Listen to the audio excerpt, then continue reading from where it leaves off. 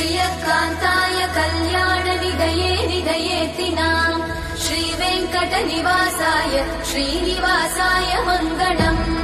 लक्ष्मी सविभ्रमालोकसुभ्रूविभ्रमचक्षुषे चक्षुषे सर्वलोकानां वेङ्कटेशाय मङ्गलम्